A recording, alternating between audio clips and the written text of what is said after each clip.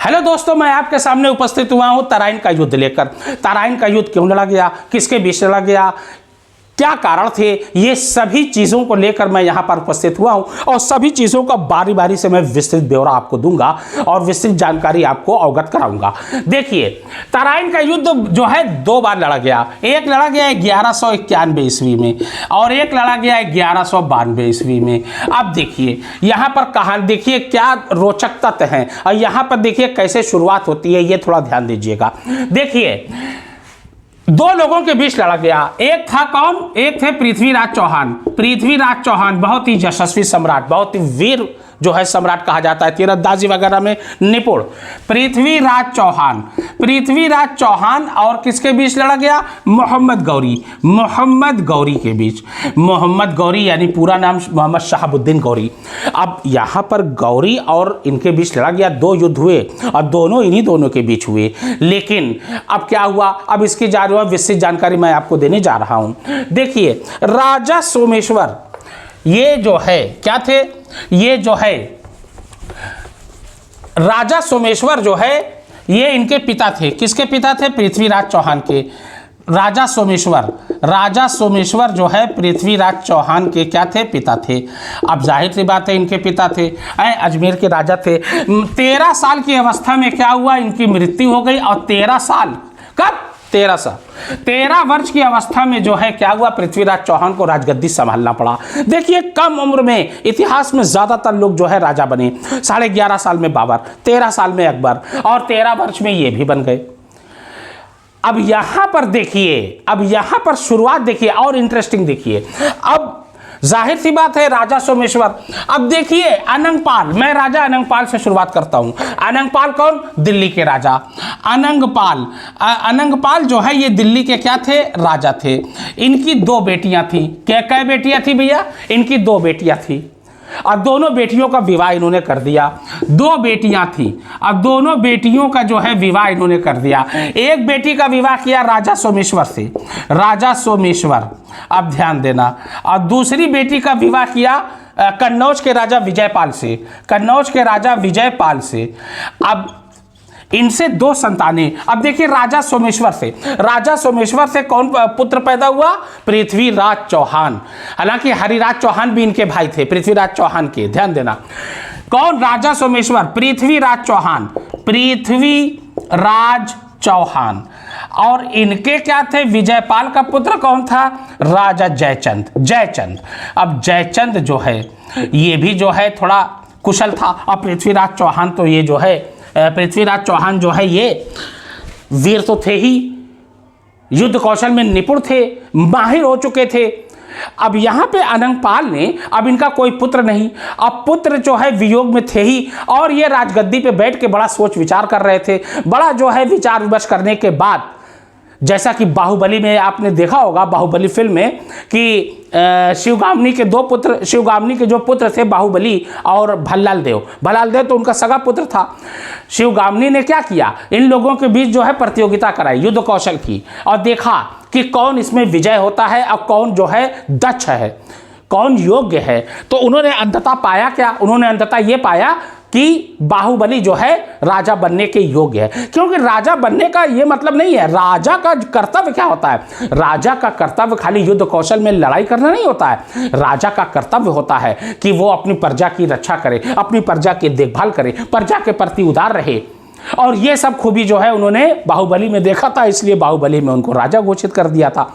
वही सेम किस्सा यहाँ पे अनंगपाल ने काफी सोच विचार करने के बाद एक फैसला लिया। क्या फैसला था, बड़ा ऐतिहासिक फैसला था। और वो फैसला यह था कि पृथ्वीराज चौहान को क्या किया जाए, पृथ्वीराज चौहान को दिल्ली का राजा बना दिया जाए। अजमेर और दिल्ली के दोनों राजा बन गए। अब पृथ्वीराज चौहान का युद्ध कौशल, बहादुरी, उनकी निपुणता, उनके प्रजा के प्रति वफादारी, उनका जो है उदारतापन, ये सब देख के प्रजा की रक्षा करना, ये सब देखते हुए राजा अनंगपाल क्या लगे, पृथ्वीराज चौहान के नाना, ये पृथ्वीराज चौहान को क्या किया, इन्होंने दिल्ली का राजा बना दिया। अब पृथ्वीराज चौहान को दिल्ली का राजा तो बना दिया, अब यहाँ पे जयचंद को तो मारो काटो खून नहीं। आंख में खून उतर आया, क्रोध से ज्वलित हो चुका, ईर्ष्या मन को एकदम भर गई। ईर्ष्या तू ना गई मेरे मन से। रामधारी सिंह दिनकर ने हिंदी में लिखा है कि ईर्ष्या हर व्यक्ति में होती है, किसी में कम, किसी में ज्यादा, किसी में बहुत कम, किसी में बहुत ज्यादा होती है। अब जयचंद जो है, जयचंद, राजा जयचंद जो है, अब क्या हुआ, पृथ्वीराज चौहान से क्या करने लगा, नफरत करने लगा, ईर्ष्या करने लगा। पृथ्वीराज चौहान ने जैसे बाहुबली में भल्लाल देव जो है नफरत करने लगा था मन ही मन, किसे, बाहुबली से भल्लाल देव नफरत कर रहा था, उसी प्रकार अब देखिए एकदम बाहुबली एक्टिंग में है ये। राजा जयचंद को इतना बुरा लगा कि वो मन जो है क्या करने लगा, वो जो है ईर्ष्या करने लगा। किससे ईर्ष्या करने लगा, पृथ्वीराज चौहान से। अब पृथ्वीराज चौहान से ये ईर्ष्या कर रहे थे, लेकिन पृथ्वीराज चौहान को ये पा भी नहीं सकते थे, क्योंकि पृथ्वीराज चौहान बलशाली था, युद्ध कौशल में निपुण था और जो है बलिष्ठ था, हुष्ट पुष्ट था, इसलिए जो है उसका सामना ये कर नहीं सकते थे। अब प्लस जो है उसके पास लगभग करके 3 लाख सैनिक थे और 300 हाथियों का उसके पास बल था, यानी 300 हाथी भी थे, तो ये कैसे सामना करते। अब उधर मोहम्मद गौरी, अब मैं मोहम्मद गौरी का चैप्टर शुरू करता हूं। देखिए ध्यान देना, मोहम्मद गौरी जो है ये चाहता था कि दिल्ली पर आक्रमण करके दिल्ली को लूटा जाए, दिल्ली को नस्त नाबूद किया जाए। मोहम्मद गौरी की ये बहुत बड़ी जो है इच्छा थी। उसने अपने खास सिपा सलारों से राय मशवरा किया। एक सिपा सलार ने उनसे कहा कि दिल्ली पर आक्रमण न करिए, दिल्ली का राजा पृथ्वीराज चौहान है, बड़ा बलशाली है, बड़ा युद्ध कौशल में निपुण है, तीरंदाज बहुत जबरदस्त है, उसकी सेना में सब कार्य दक्ष लोग हैं, इसलिए आपकी भलाई यही होगी कि दिल्ली पर आप आक्रमण न करिए। मोहम्मद गौरी बोला है दिल्ली को तो मैं लूट के रहूंगा चाहे जो हो जाए। अंततः उसने ऐश तैश में आओ देखा ना ताव देखा, 1191 में तराइन के युद्ध में पृथ्वीराज चौहान से भिड़ गया। अब देखिए 1191 ईस्वी में पहला तराइन का युद्ध कब लड़ा गया, कब, 1191 ईस्वी में। 1191 ईस्वी में तराइन का पहला युद्ध लड़ा गया। अब तराइन के मैदान में युद्ध लड़ना था, दोनों ओर सेना आमने सामने। मोहम्मद गौरी बुरी तरीके से हारा और जो है बंदी बना लिया गया। क्या बना लिया गया, बंदी। मोहम्मद गौरी जब बंदी बन गया और जो है इसको क्या किया गया, पृथ्वीराज चौहान के दरबार में पेश किया गया। पृथ्वीराज चौहान ने इससे बोला कि तुम्हारे साथ जो है क्या किया जाए। इसने कहा कि कृपया करके अल्लाह के वास्ते मुझे बख्श दे, मैं दोबारा जो है दिल्ली पर ताकूंगा नहीं, दिल्ली की ओर जो है देखूंगा नहीं। पृथ्वीराज चौहान ने कहा कि ठीक है मैं तुझे छोड़ देता हूं, लेकिन अब यहां लेकिन लग गया। क्यों, अब यहां प्रश्न चिन्ह आ रहा है। क्यों, देखिए चंद बरदाई जो था ये क्या था, चंद बरदाई जो है पृथ्वीराज चौहान का जो है क्या था, ये जो है पृथ्वीराज चौहान के दरबार में कवि था और पृथ्वीराज चौहान का बड़ा घनिष्ठ मित्र था। और ऐसा कहा जाता है, इतिहासकार ये मानते हैं कि पृथ्वीराज चौहान और चंद बरदाई का जन्म एक ही दिन हुआ था। चंद बरदाई ने कहा कि दुश्मन को एक बार माफ किया जा सकता है, लेकिन मक्कार को माफ करना बेवकूफी होगी, ये अकलमंदी नहीं होगी, कृपया करके इसको मृत्युदंड दीजिए, इसको मार डालिए। लेकिन पृथ्वीराज चौहान ने कहा कि यह राजपूत के खिलाफ होगा, अगर मैं इसके साथ ऐसा बर्ताव करता हूं तो यार राजपूत की शान के खिलाफ होगा, इसलिए मैं इसे छोड़ देता हूं। चंद बरदाई ने लाख कोशिश किया, लाख मनाया पृथ्वीराज चौहान को, लेकिन पृथ्वीराज चौहान नहीं माने और अंततः इसको छोड़ दिया। ये वापस चला गया गजनी।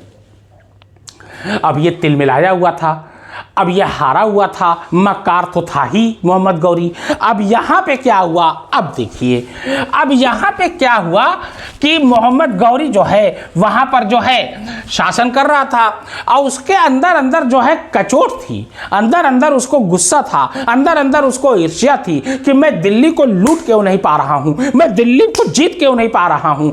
अब यहां पे देखिए जयचंद का किरदार आ गया।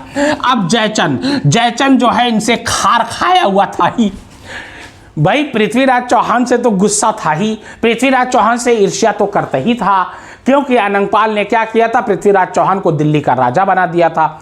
जयचंद की एक पुत्री संयोगिता, अब देखिए संयोगिता कौन, जयचंद की पुत्री संयोगिता जो है मन ही मन जो है पृथ्वीराज चौहान से क्या करने लगी, प्रेम करने लगी। पृथ्वीराज चौहान के प्रेम वियोग में एकदम व्याकुल हो गई। पृथ्वीराज चौहान से वो मिलना चाहती थी। पृथ्वीराज चौहान से वो उनकी वीर गाथा सुनकर, उनका जो है वीर कौशल सुनकर, उनकी युद्ध में जो है कौशल नीति और बलिष्ठ हुष्ट पुष्ट ये जानकारी हासिल करके वो जो है पृथ्वीराज चौहान से प्रेम करने लगी। प्यार बड़ा अंधा होता है, लव इज ब्लाइंड। अब प्यार इंप्रेस, देखिए स्त्री जब इंप्रेस होती है किसी की ओर तो वो इंप्रेस हो जाती है, वो पूरी तरीके से उसी की बातें सुनना पसंद करेगी, उसी के बारे में सोचेगी, उसी के बारे में जो है चाहेगी। अब यहाँ पर वही हुआ। आज की डेट में क्या होता है, लड़कियां जो है अगर इंप्रेस हो गई, देखिए लड़कों की कौन सी बातें भाती हैं, उनका जो है उदारतापन, उनका भोलापन, उनकी बुद्धि शक्ति, उनका कौशल, ये सब देख के इंप्रेस होना है लाजमी है। आज भी होता है, पहले भी होता था। जब पृथ्वीराज चौहान को यह पता चला तो पृथ्वीराज चौहान ने भी क्या किया, वो संयोगिता से प्रेम करने लगे। संयोगिता के जो है प्रेम में जो है वो भी व्याकुल हो गए। पृथ्वीराज चौहान ने 13 शादियां की थी। कितनी? 13 शादियां। अब संयोगिता उनमें से एक।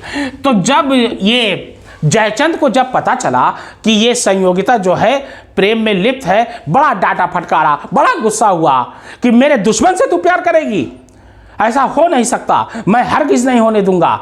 इन्होंने क्या किया, राजा जयचंद ने स्वयंवर आयोजित किया। स्वयंवर, अब स्वयंवर क्या होता है? स्वयंवर वो होता है कि दूर दराज सभी राजा महाराजा को बुलाया जाता है और उसमें स्त्री जिसके गले में वर माला डालेगी वही उसका वर हो जाएगा। पृथ्वीराज चौहान को इन्होंने नहीं बुलाया, राजा जयचंद ने। अब मार एकदम जो है उठा पटक। पृथ्वीराज चौहान को एक गुप्तचर से पता चला कि इन्होंने स्वयंवर का जो है आयोजन किया है। अब दूर दराज से एक योद्धा महाराज, एक से एक राजकुमार वहां पर जयचंद के दरबार में उपस्थित हुए। अब देखिए संयोगिता जो कि मनी मन जो है पृथ्वीराज चौहान को प्यार करने लगी थी। अब देखिए स्वयंवर आयोजित हुआ दरबार में। देखिए एक महाराज इधर, एक महाराज इधर, एक राजा इधर जो दूर दराज से आए थे, एक राजा इधर, एक राजा इधर, एक राजा इधर। संयोगिता यहां पर ये माला लेकर ये चली। पहले आगे बढ़ी तो ये महाराज बड़ा खुश होकर खड़े हुए कि अब मेरे ही गले में तो माला डालेगी। आगे बढ़ गई, ये खड़े हुए, ये भी निराश, ये खड़े हुए, ये भी निराश, इनको भी काटा, इनको भी काटा, इनको भी काटा। अब जयचंद इतना खुन्नस में था कि ये खुन्नस को निकालने के लिए उसने क्या किया, पृथ्वीराज चौहान का एक पुतला बनाया। पुतला बनवा के वो जो है उसको द्वारपाल के रूप में पेश कर दिया। यानी पृथ्वीराज चौहान का एक पुतला बना के क्या किया, द्वारपाल के रूप में लगा दिया। मतलब वो अंदर वो जो है सामने से बेइज्जती नहीं कर पा रहा था तो सोचा अपने ही यहाँ बेइज्जती करो। बेइज्जत करने का कोई ना कोई तरीका वो ढूंढना चाहता था पृथ्वीराज चौहान को। पृथ्वीराज चौहान द्वारपाल के रूप में यहाँ पे पुतले में के रूप में खड़े हो गए। संयोगिता आगे बढ़ी, देखा पृथ्वीराज चौहान का पुतला है। पृथ्वीराज चौहान के गले में जैसे ही उसने माला डाला, पृथ्वीराज चौहान की एंट्री हो गई फिल्मी स्टाइल में। घोड़ा लेके निनाते हुए घोड़ा आ गया। पृथ्वीराज चौहान आ गए, पृथ्वीराज चौहान आ गए। संयोगिता ने क्या किया, पृथ्वीराज चौहान के गले में माला डाल दी और अपना वर जो है मान लिया। और बाद में पृथ्वीराज चौहान संयोगिता को लिया और वहां पर भरी सभा में बोला, अगर किसी में दम है तो मुझे रोक कर दिखा दे। किसी महाराज में दम नहीं थी कि पृथ्वीराज चौहान को रोक दे, क्योंकि पृथ्वीराज चौहान बड़ा बलशाली था, बड़ा माहिर योद्धा था, कुशल था। संयोगिता को लेकर चला गया और बाद में उन्होंने गंधर्व विवाह कर लिया। अब सुनिए, अब यहां पे जयचंद एकदम पगला गया, आग बबूला हो गया। मारो तो खून नहीं, काटो तो खून नहीं। अब यहां देखिए क्या हुआ। अब जयचंद पहले ही से जो उबला हुआ था, उबले अंडे की तरह था भाई। पृथ्वीराज चौहान से एकदम उबल चुका था, जैसे उबला अंडा होता है वैसे ही वो उबल चुका था। अब यहां पर चोट पे चोट, एकदम तिलमिला गया। अब इसने क्या किया, जयचंद ने इसने संदेश भिजवाया। किसके पास संदेश भिजवाया? अपने गुप्तचर से। किसके पास भिजवाया? मोहम्मद गौरी के पास। मोहम्मद गौरी के पास जब संदेश गया कि क्या जयचंद जो है इनसे संधि करना चाहता है, जयचंद इनसे दोस्ती करना चाहता है, वो बड़ा खुश। बोला यही तो हम चाह रहे थे, यही तो हम फिराक में थे, यही तो हम चाहते थे। अब इसने क्या किया, तुरंत हामी भर दिया, गुप्तचर से बोला जाओ बोल दो मैं दोस्ती का प्रस्ताव स्वीकार करता हूं, राजी हूं। अब यहां से गुप्तचर आया वहां से और उसने ये सब बताया जयचंद को। जयचंद बड़ा खुश। जयचंद ने कहा मोहम्मद गौरी से कि तुम खजाना, तुम्हारा मकसद है लूटने का, तुम खजाना बेशक लूट लो, लेकिन दिल्ली का राजा मैं बनूंगा। अब यहां पे मोहम्मद गौरी ने हामी भर दिया और जयचंद बड़ा खुश।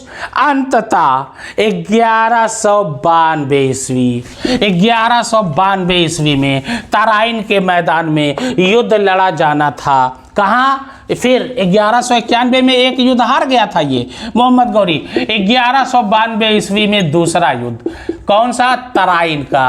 अब तराइन का दूसरा युद्ध शुरू। आमने सामने सेना, एक और जो है राजा जयचंद और मोहम्मद गौरी की सेना, दूसरी ओर किसकी सेना? पृथ्वीराज चौहान की सेना। ये सारे सैनिक खड़े हो गए, तलवार भाला एकदम लेकर मुस्तैद।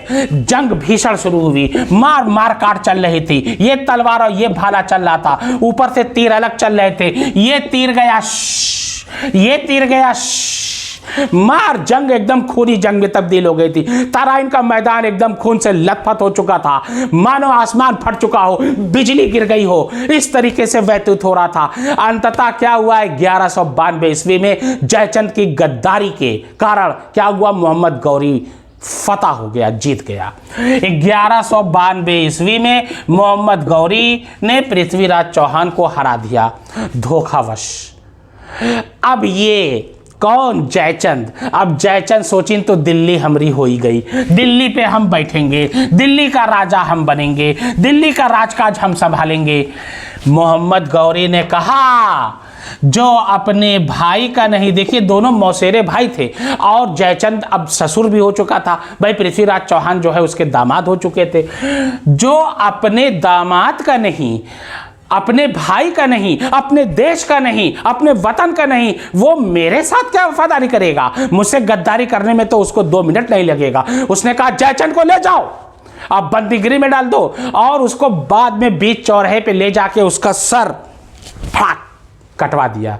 जयचंद भी गए। गद्दारी की सजा यही होनी थी और वही जयचंद को मिली। जयचंद को इतिहास में एक गद्दार राजा के रूप में जाना जाता है, क्योंकि उसने गद्दारी किया अपने वतन से, अपने भाई से, अपने दामाद से।